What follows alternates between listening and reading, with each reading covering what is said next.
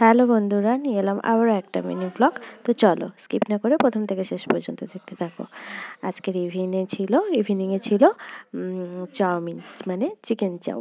তাই আমার ভাগ্নি আর আমার মেয়ের জন্য বানিয়ে ফেললাম। শুধু ভাগ্নি আর মেয়েদের জন্য না, সবার জন্য বানিয়ে নিলাম চিকেন চাউ। তো চলো কীভাবে করি তোমরা পুরো প্রথম থেকে দেখো। তো দেখো, প্রথমে চাউমিনটাকে আগে প্রথমে সেদ্ধ করে রেখে দিয়েছি একটা ঝুড়িয়েতে করে। আর এখানে দেখো আমি ডিমটা ভেজে আগে থেকে রেখে দিয়েছি।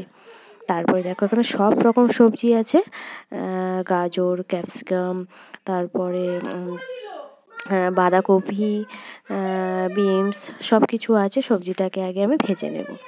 তো দেখো কড়াইতে আমি চাপিয়ে দিয়েছি প্রথমে পেঁয়াজ কুচি আর কাঁচা লঙ্কা সব কিছুই অ্যাড করা আছে। তো দেখো আমি ঢাকা দিয়ে ভেজে নিচ্ছি।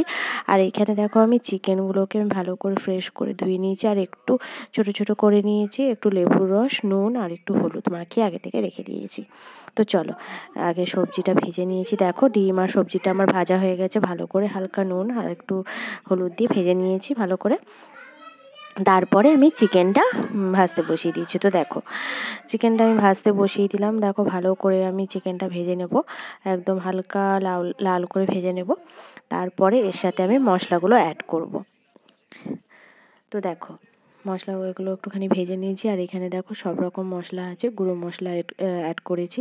এখানে জিরে গুঁড়ো, ধনে গুঁড়ো, একটুখানি গরম মশলা, গোলমরিচ, লঙ্কা গুঁড়ো আর হচ্ছে আদা রসুনের পেস্ট ছিল। তো চলো মশলা কষিয়ে চিকেনের সাথে আমি একদম চাউ তুলে দিয়েছি।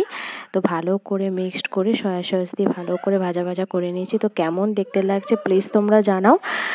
ভালো লাগলে অবশ্যই লাইক, কমেন্ট, শেয়ার করে দাও। আবার দেখা হচ্ছে নেক্সট ভিডিওতে। এতক্ষণে ভালো থাকো, সুস্থ থাকো। এখনকার মতো টাটা।